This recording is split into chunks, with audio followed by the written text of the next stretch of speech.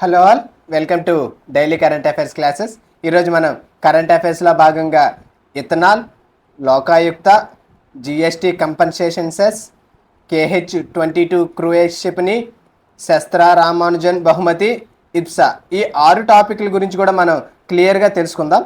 అందులో భాగంగా మొదటి టాపిక్, భారతదేశం అనేది తాజాగా ప్రపంచంలోనే 3వ అతిపెద్ద ఇథనాల్ ఉత్పత్తిదారు మరియు వినియోగదారుడిగా నిలవడం జరిగింది.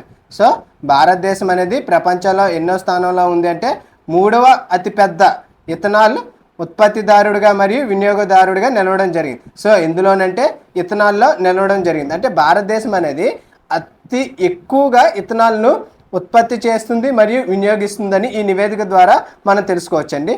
సో దీన్ని తాజాగా ఎక్కడ విడుదల చేశారంటే Indian sugar bio energy conference సందర్భంగా కేంద్ర ఆహారం మరియు ప్రజా పంపిణీ మంత్రి వారు దీని గురించి ప్రస్తావించడం జరిగిందండి. సో ఇథనాల్ ఉపయోగంలో భారతదేశం 3వ అతిపెద్ద ఉత్పత్తిదారుడిగా మరియు వినియోగదారుడిగా నిలిచిందని పేర్కొనడం జరిగింది. సో ఇథనాల్ ప్రొడక్షన్లో చెరుకు అనేది ఎంత ఇంపార్టెంటో ఇప్పుడు మనం తెలుసుకుందాం అండి. సో 2014 నుంచి 24 వరకు చెరుకు సాగు విస్తీర్ణం సుమారుగా 18% పెంచారండి. అంటే 2014 నుంచి 24 వరకు ఈ చెరుకు సాగుపై చాలా కృషి చేశారు. అందువల్ల దీనిపైన 18% పెరగడం జరిగింది.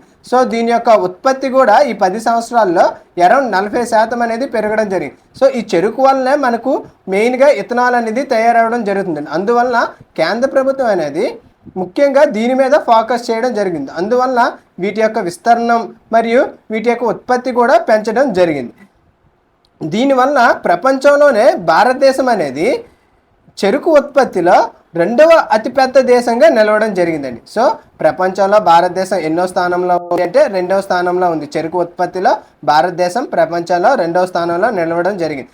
సో బ్రెజిల్ అనేది ప్రపంచంలోనే మొదటి చెరుకు ఉత్పత్తిలో నిలవడం జరిగింది. అంటే మొదటి స్థానంలో బ్రెజిల్ నిలవడం జరిగింది. సో ఈ ఇథనాల్ ఉత్పత్తి పెంచేందుకు భారతదేశం తీసుకున్న కొన్ని చర్యలను ఇప్పుడు చూద్దాం. అందులో భాగంగా కేంద్ర ప్రభుత్వం 2018లో మినిమం సపోర్ట్ ప్రైస్ని కూడా తీసుకురావడం జరిగిందండి. అంటే అంతవరకు కూడా 2018 వరకు కూడా చెరుకుపై ఎటువంటి కనీస మద్దతు ధర కూడా లేదండి. కానీ కేంద్ర ప్రభుత్వం 2018లో తొలిసారిగా చెరుకుపై MSPని తీసుకురావడం జరిగింది. సో నెక్స్ట్ ఇంపార్టెంట్ టాపిక్, 2022లో ఇండియన్ ఆయిల్ కార్పొరేషన్ లిమిటెడ్ ద్వారా హర్యానాలో ఏషియాలోనే మొట్టమొదటి 2G ఇథనాల్ బయో రిఫైనరీని ఏర్పాటు చేయడం జరిగింది. సో ఏషియాలోనే మొట్టమొదటి 2G ఇథనాల్ బయో రిఫైనరీని ఎవరు ఏర్పాటు చేశారంటే IOCL వారు ఏర్పాటు చేయడం జరిగింది. దీన్ని ఎక్కడ ఏర్పాటు చేశారంటే హర్యానాలో పానీపట్లో ఏర్పాటు చేయడం జరిగింది. సో ఈ ప్లాంట్లో ముఖ్యంగా ఏం చేస్తారంటే వ్యవసాయ వ్యర్థాల నుండి ఇథనాల్ను ఉత్పత్తి చేయడం జరుగుతుందండి. సో వ్యవసాయ వ్యర్థాల నుండి ఇథనాల్ను ఉత్పత్తి చేయడం ఈ ప్లాంట్లో జరుగుతుంది. సో దీన్ని ఎక్కడ ప్రారంభించారంటే హర్యానాలో దీన్ని ప్రారంభించడం జరిగింది. సో మనకి సాధారణంగా ఇథనాల్ అనేది 1G, 2G, 3G రకాల్లో ఉంటుందండి. సో ఈ 1Gలో సాధారణంగా ప్రాథమిక జీవ ఇంధనాలను కలిగి ఉంటుంది. 2Gలో ఆర్గానిక్ పదార్థాలు అంటే మున్సిపల్ సాలిడ్ వేస్ట్, కలప వంటివి ఈ 2Gలో కలిగి ఉంటాయి. 3Gలో ఆల్గే మరియు బయో-సిఎన్జి రకాలన్నీ కూడా ఈ 3Gలో కలిగి ఉండడం జరుగుతుందండి. సో దీనిలో భాగంగా భారత ప్రభుత్వం ఇంకొక ఇంపార్టెంట్ ఇనిషియేటివ్ని కూడా తీసుకురావడం జరిగింది. అదే ఇథనాల్ బ్లెండెడ్ పెట్రోల్. సో పెట్రోల్లో ఇథనాల్ని బ్లెండ్ చేయడం కోసం దీన్ని ప్రారంభించడం జరిగిందండి. అంటే యాక్చువల్గా 2022 నాటికే పెట్రోల్లో ఇథనాల్ను బ్లెండ్ చేయడం అనేది ప్రారంభించారు. అప్పటికే ఆల్రెడీ 10% అనేది పెట్రోల్లో ఇథనాల్ను బ్లెండ్ చేయడం కూడా జరిగింది. కానీ 2030 నాటికి ఈ బ్లెండింగ్ అనేది అంటే 20%కి పెంచడానికి 2030 నాటికి టార్గెట్ పెట్టుకున్నారు. కానీ 2025 నాటికే వీటిని తగ్గించడం కూడా జరిగింది. అంటే పెట్రోల్లో ఇథనాల్ బ్లెండింగ్ని 20%కి ఎప్పటిలోపు కంప్లీట్ చేయనున్నారంటే 2025-26 నాటికి పెట్రోల్లో 20%ని బ్లెండెడ్ని కంప్లీట్ చేయడానికి టార్గెట్గా పెట్టుకున్నారు. సో దీనిలో భాగంగా భారతదేశం తీసుకొచ్చిన ఇంకొక ముఖ్యమైన విధానం జీవ ఇంధనాలపై జాతీయ విధానం అండి. జీవ ఇంధనాలపై జాతీయ విధానం ఎప్పుడు తీసుకురావడం జరిగింది? 2018లో దీన్ని తీసుకురావడం జరిగింది. దీని యొక్క మొదటి సవరణ ఎప్పుడు జరిగిందంటే 2022లో దీన్ని సవరించారు.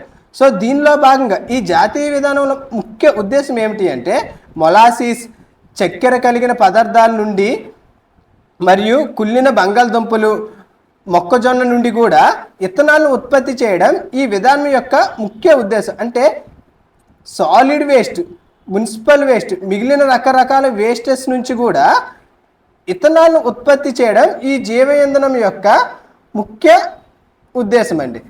సో దీనిలో భాగంగా భారతదేశం కొన్ని ఇంపార్టెంట్ పథకాలను కూడా అమలు చేయడం జరుగుతుంది. అందులో ఇంపార్టెంట్ 2018లో గోబర్ధన్ స్కీమ్ను కూడా ప్రారంభించడం జరిగిందండి. ఈ గోబర్ధన్ స్కీమ్ యొక్క ముఖ్య ఉద్దేశం ఏమిటి అంటే వ్యవసాయ క్షేత్రాల నుండి, పంట వ్యర్థాల నుండి మరియు పశువుల వ్యర్థాల నుండి ఒక కంపోస్ట్గా మార్చడం మరియు సిఎన్జిగా మార్చడం దీని యొక్క ఉద్దేశం. అంటే వ్యవసాయ వ్యర్థాల నుండి సిఎన్జిగా మార్చడం ఈ గోబర్ధన్ స్కీమ్ యొక్క ముఖ్య ఉద్దేశం. దీన్ని ఎప్పుడు ప్రారంభించారంటే 2018లో దీన్ని ప్రారంభించడం జరిగింది. సో దీనిలో భాగంగా నెక్స్ట్ ఇంపార్టెంట్ పథకం 2019లో పిఎం జీవన్ పథకాన్ని కూడా ప్రారంభించడం జరిగింది. సో ఈ పిఎం జీవన్ అనగా ప్రధాన్ మంత్రి జీవ్ ఇంధన్ వాతావరణ అనుకూల్ ఫసల్ అవశేష్ నివారణ. సో ఈ పిఎం జీవన్ను ఎప్పుడు ప్రారంభించారంటే 2019లో ప్రారంభించారు. దీనిలో భాగంగా కేంద్ర ప్రభుత్వం 2018-19 నుంచి 2023-24 వరకు అరౌండ్ 2000 కోట్ల బడ్జెట్ను కూడా కేటాయించడం జరిగిందండి. ఈ పథకం కింద ఎన్ని కోట్లు కేటాయించడం జరిగింది? 2000 కోట్లు కేటాయించడం జరిగిందండి. సో నెక్స్ట్ కేంద్ర ప్రభుత్వం తీసుకొచ్చిన ఇంకొక ఇంపార్టెంట్ పథకం ఏమిటి అంటే రూకో, repurpose used cooking oil. So దీని యొక్క ముఖ్య ఉద్దేశం ఏమిటి అంటే వంట నూనెలను ఉపయోగించిన తర్వాత వాటిని సేకరించి బయోడీజిల్గా కన్వర్ట్ చేయడం దీని యొక్క ముఖ్య ఉద్దేశం. దీనిలో కీలక పాత్రను FSSAI వహిస్తుంది. ఈ ఫసాయ్ అనేది కీలక పాత్రను వహిస్తుంది. ఈ రూకో యొక్క ముఖ్య ఉద్దేశం ఏమిటి అంటే వంట నూనెలను ఉపయోగించిన తర్వాత వాటిని సేకరించి బయోడీజిల్గా తయారు చేయడం దీని యొక్క ముఖ్య ఉద్దేశం. సో తాజాగా 2023 G20 సమ్మిట్లో ప్రధాని నరేంద్ర మోదీ గారు గ్లోబల్ బయోఫ్యూయల్ అలయన్స్ను కూడా ప్రారంభించడం జరిగిందండి. ఎప్పుడంటే 2023లో దీన్ని ప్రారంభించడం జరిగింది. ఏ సమ్మిట్లో అంటే G20 సమ్మిట్లో దీన్ని ప్రారంభించడం జరిగింది. సో దీని యొక్క ముఖ్య ఉద్దేశం ఏమిటి అంటే ప్రపంచంలో జీవ ఇంధనాలు తయారు చేసే దేశాలన్నిటినీ కూడా ఒక ప్లాట్ఫామ్ పైకి, అంటే ఒక వేదిక పైకి తీసుకురావడం ఈ పథకం యొక్క ముఖ్య ఉద్దేశం అండి. అంటే ప్రపంచంలో ఏ ఏ దేశాలు జీవ ఇంధనాలు తయారు చేస్తున్నాయో వాటన్నిటినీ కూడా ఒక వేదిక పైకి తీసుకురావడం ఈ అలయన్స్ యొక్క ముఖ్య ఉద్దేశం. సో 2024 నాటికి ఈ అలయన్స్లో మొత్తం ఎంతమంది సభ్యులు ఉన్నారంటే టోటల్గా 22 దేశాలు ఇందులో సభ్య దేశాలుగా కలవు. మరియు వీటితో పాటుగా 12 అంతర్జాతీయ సంస్థలు కూడా ఇందులో సభ్యత్వాన్ని పొందడం జరిగాయి. సో టోటల్గా ఎన్ని దేశాలు ఉన్నాయంటే 22 దేశాలు ఇందులో కలవు. దాంతో పాటుగా 12 అంతర్జాతీయ సంస్థలు కూడా ఇందులో స్థానం కల్పించబడింది. ఓకే, నెక్స్ట్ కరెంట్ ఇష్యూలో ఉన్న ఇంకొక టాపిక్, తాజాగా కర్ణాటక ముఖ్యమంత్రిపై కర్ణాటక లోకాయుక్త ఒక FIRను నమోదు చేయడం జరిగిందండి. ఓకే, సీఎంపై లోకాయుక్త అనేది FIRను నమోదు చేయడం జరిగింది. సో దీనికి రిలేటెడ్గా మన ఇండియాలో అంబుడ్స్మ్యాన్ స్కీమ్స్, అంటే అంబుడ్స్మ్యాన్ వ్యవస్థ ఏ విధంగా పనిచేస్తుందో తెలుసుకుందాం. సో అంబుడ్స్మ్యాన్ వ్యవస్థలో మనకి సాధారణంగా లోక్పాల్ మరియు లోకాయుక్తాలను మనం చూస్తాము. సో ఈ లోక్పాల్ అనేది, అంటే ఈ లోక్పాల్ను మరియు ఈ లోకాయుక్తను మొదటిసారిగా ఎవరు సిఫార్సు చేశారంటే ఫస్ట్ ARC, మొదటి పరిపాలన సంస్కరణల కమిటీ వాళ్ళు 1966లో వీటిని సిఫార్సు చేయడం జరిగిందండి. ఎప్పుడు చేయడం జరిగింది? 1966లో వీటిని సిఫార్సు చేయడం జరిగింది. ఎవరు చేశారంటే మొదటి పాలనా సంస్కరణల కమిటీ వారు సిఫార్సు చేయడం జరిగింది. సో వీటిని ఎప్పుడు చట్టంగా తీసుకొచ్చారంటే 2013లో వీటిని ఒక చట్టంగా తీసుకురావడం జరిగింది. సో ఇది ఇంపార్టెంట్ అండి. ఈ లోక్పాల్ మరియు లోకాయుక్త చట్టం ఎప్పుడు వచ్చిందంటే 2013లో రావడం జరిగింది. సో దీనిలో భాగంగా లోక్పాల్ అనేది కేంద్ర స్థాయిలోను లోకాయుక్త అనేది రాష్ట్ర స్థాయిలో కేసులను సాల్వ్ చేయడానికి ఏర్పాటు చేయడం జరిగింది. సో కేంద్రంలోనైతే లోక్పాల్, రాష్ట్రాల్లోనైతే లోకాయుక్త. సో అందువల్ల కర్ణాటక రాష్ట్ర ముఖ్యమంత్రిపై లోకాయుక్త అనేది ఎఫ్ఐఆర్ నమోదు చేయడం జరిగింది. సో ఈ లోక్పాల్ అనేది ఎవరిచే అపాయింట్ చేయబడుతుంది. సో ఈ లోక్పాల్లో సభ్యులు ఎవరు ఎన్నుకుంటారు అంటే పిఎంతో కూడిన కమిటీలో Lok Sabha speaker, Lok Sabha opposition leader, CJI లేదా అతను నియమించిన న్యాయమూర్తి, అంటే ఈ నలుగురు కలిపి కూడా ఈ లోక్పాల్ యొక్క అధ్యక్షుడిని పిఎంతో కూడిన కమిటీ అనేది ఎన్నుకోవడం జరుగుతుంది. సో ఈ లోక్పాల్లో మొత్తం ఎంతమంది సభ్యులు ఉంటారంటే అధ్యక్షుడు మరియు 8 మంది కంటే మించకుండా సభ్యులు. సో అధ్యక్షుడు మరియు 8 కంటే మించకుండా సభ్యులు ఇందులో నిలవడం జరుగుతుంది. సో ఈ 8 మందిలో 50% వాళ్ళు ఖచ్చితంగా న్యాయ నిపుణులై ఉండాలండి. సో లా ఎక్స్పీరియన్స్తో 50% వాళ్ళు మరియు 50% ఎస్సీ, ఎస్టీ,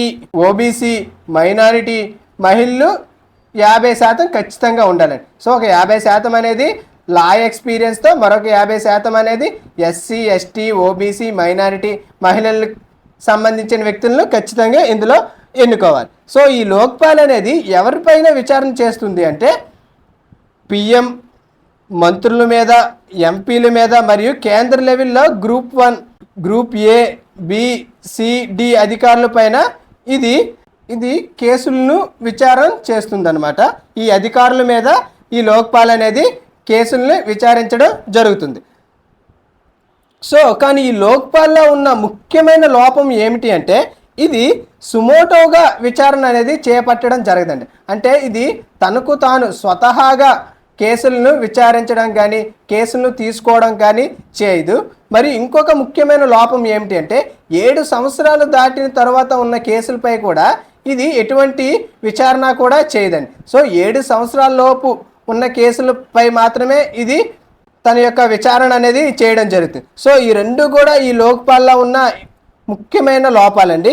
సో లోకాయుక్తకు వస్తే ఇప్పుడు దీన్ని మొదటిసారిగా ఏ రాష్ట్రం దీన్ని తీసుకొచ్చిందంటే 1971లో మహారాష్ట్ర అనేది ఈ లోకాయుక్తను తీసుకురావడం జరిగింది. అంటే దీనికంటే ముందు 1970లో ఒరిస్సా తీసుకురావడం జరిగింది కానీ ఆమోదించడం చేయలేదండి. సో అందువల్ల మన మహారాష్ట్రనే మొదటిగా చూస్తాం. అంటే దీన్ని ఎప్పుడు తీసుకురావడం జరిగిందంటే 1971లో మొదటిగా ఏ రాష్ట్రం అంటే మహారాష్ట్ర. సో ఈ లోకాయుక్తాలు అన్ని రాష్ట్రాలకు ఒకేలాగా ఉంటాయంటే అన్ని రాష్ట్రాలకు ఒకేలా ఉండదండి. అంటే ఇది రాష్ట్రానికి లోకాయుక్త యొక్క నిర్మాణం అనేది మారుతూ ఉంటుందండి. దీన్ని ఎవరు నియమిస్తారంటే గవర్నర్ అనేది ఈ లోకాయుక్తను నియామకం చేయడం జరుగుతుంది. ఓకే అండి, ఈ కేసు అనేది ఎందువల్ల ఉందంటే తాజాగా కర్ణాటక ముఖ్యమంత్రిపై లోకాయుక్త అనేది ఎఫ్ఐఆర్ నమోదు చేయడం జరిగింది. సో నెక్స్ట్ కరెంట్ టాపిక్లో ఉన్న ఇంకొక ముఖ్యమైన అంశం జిఎస్టీ కంపెన్సేషన్ సెస్ అండి.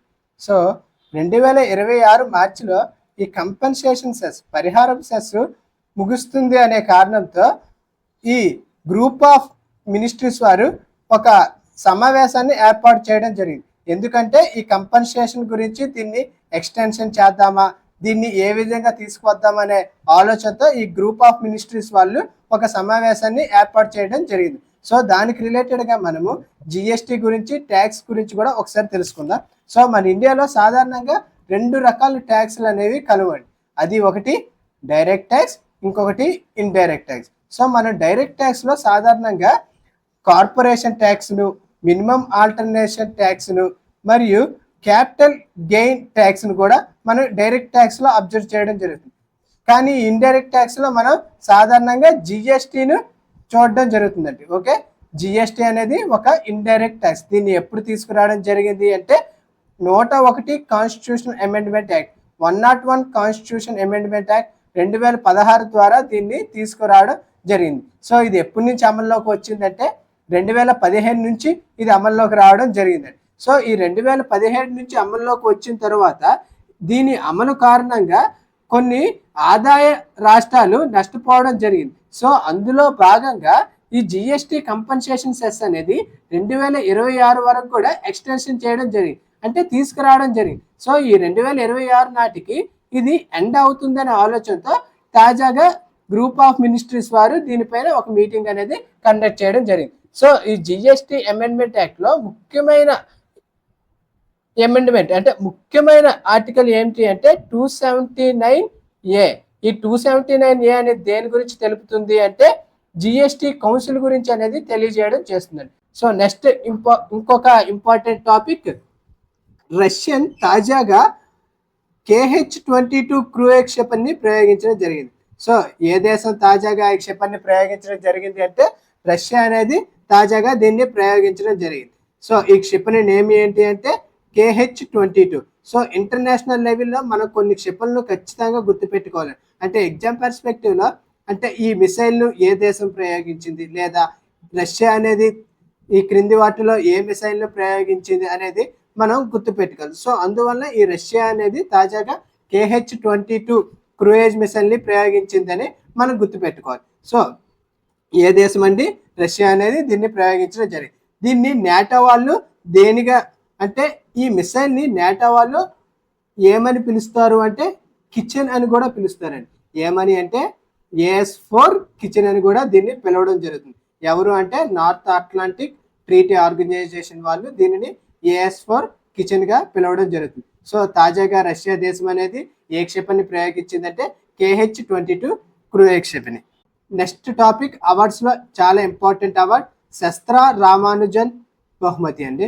దీన్ని 2024 గాను ఎవరు గెలుచుకోవడం జరిగిందంటే అలెగ్జాండర్ డన్ గారు దీన్ని గెలుచుకోవడం జరిగింది. సో 2024 శస్త్ర రామానుజ బహుమతిని ఎవరు గెలుచుకున్నారు అంటే అలెగ్జాండర్ డన్ గెలుచుకోవడం జరిగింది. సో ఇది ఎప్పటి నుంచి ప్రారంభం అయ్యిందంటే 2005 నుంచి కూడా దీన్ని ప్రారంభించడం జరిగింది. సో దీన్ని ఎవరు ఇస్తారు అంటే తమిళనాడులోని కుంభకోణంలో శస్త్ర విశ్వవిద్యాలయం వారు దీన్ని ప్రజెంట్ చేయడం జరుగుతుందండి. సో ఈ అవార్డుని ప్రతి సంవత్సరం డిసెంబర్ 22న ఇవ్వడం జరుగుతుంది. సో ఇప్పుడు అనౌన్స్ చేశారు కదా, ఈ బహుమతిని అలెగ్జాండర్ డన్కు డిసెంబర్ 22న బహుమతి చేయడం జరుగుతుంది. సో 2024 గాని ఎవరు గెలుచుకున్నారు అంటే అలెగ్జాండర్ డన్ గారు గెలుచుకున్నారు. ఏ విశ్వవిద్యాలయం ఇస్తున్నారంటే శస్త్ర విశ్వవిద్యాలయం వారు ఇవ్వడం జరుగుతుంది. సో ఈ అవార్డు యొక్క ముఖ్య అర్హత ఏమిటంటే ఈ అవార్డు గెలవడానికి ఖచ్చితంగా 32 సంవత్సరాల లోపలనే ఒక వ్యక్తి వయసు అనేది ఉండాలి. ఎందుకు ఈ 32 సంవత్సరాలు తీసుకున్నారంటే సాధారణంగా రామానుజన్ గారు అతి తక్కువ వయసులో అంటే 32 సంవత్సరాల వయసులోనే అద్భుతమైన పనిని కనబరచడం జరిగింది. సో అందువల్ల దీనికి ఏజ్ లిమిట్ను 32గా కూడా డిసైడ్ చేయడం జరిగింది. సో ఇందులో బహుమతిగా ఎంత క్యాష్ను ప్రజెంట్ చేస్తారంటే $10,000 ఇందులో ఇవ్వడం జరుగుతుంది. ఓకే, నెక్స్ట్ కరెంట్ అఫైర్స్లో ఉన్న ఇంకొక ఇంపార్టెంట్ టాపిక్ ఇబ్సా విదేశాంగ మంత్రులు. సో తాజాగా ఇబ్సా దేశాల తరపు నుంచి విదేశాంగ మంత్రులు గ్లోబల్ టెర్రరిజానికి వ్యతిరేకంగా యునైటెడ్ ఫ్రంట్ను ప్రకటించారండి. సో ఎవరు అంటే ఇబ్సా దేశస్తులు. సో ఈ ఇబ్సాలో ఏ దేశాలు ఉంటాయి అంటే ఈ ఇబ్సాలో భారతదేశం, బ్రెజిల్, దక్షిణాఫ్రికాలు ఉంటాయండి. So Indian, Brazil, south Africa వీటిని కలిపి ఒక ఇబ్సా కూటమిగా పేర్కొనడం జరిగింది. సో ఇది ఎప్పుడు ఏర్పడింది అంటే 2003లో ఇది ఏర్పాటు అవ్వడం జరిగింది. సో బ్రెజిలియా డిక్లరేషన్ కింద ఒక ట్రైలేటరల్ ఫారంను ఎప్పుడు ఏర్పాటు చేయబడింది అంటే 2003లో ఇది ఏర్పాటు చేయడం జరిగింది. సో దీని యొక్క ముఖ్య లక్ష్యం ఏమిటి అంటే అంతర్జాతీయ నిర్మాణానికి మరియు గ్లోబల్ సమస్యలను ఒక ఏకతాటిపైకి తీసుకురావడం ఈ ఫారం యొక్క ముఖ్య ఉద్దేశం. ఓకే, ఈ ఫారం యొక్క ముఖ్య ఉద్దేశం ఏమిటి అంటే అంతర్జాతీయ నిర్మాణానికి మరియు గ్లోబల్ సమస్యలను ఒక ఏకతాటిపైకి తీసుకురావడానికి ఈ ఇబ్సా యొక్క ముఖ్య ఉద్దేశం.